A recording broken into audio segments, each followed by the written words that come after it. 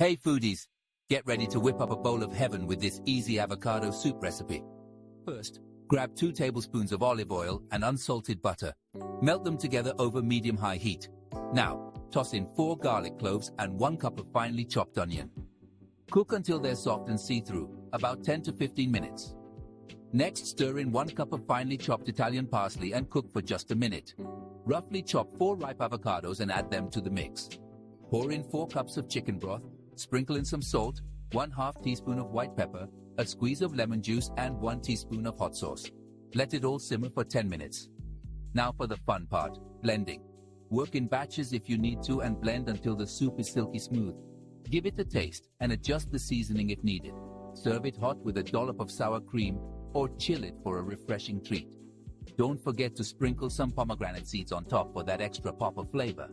Enjoy your creamy, dreamy avocado soup.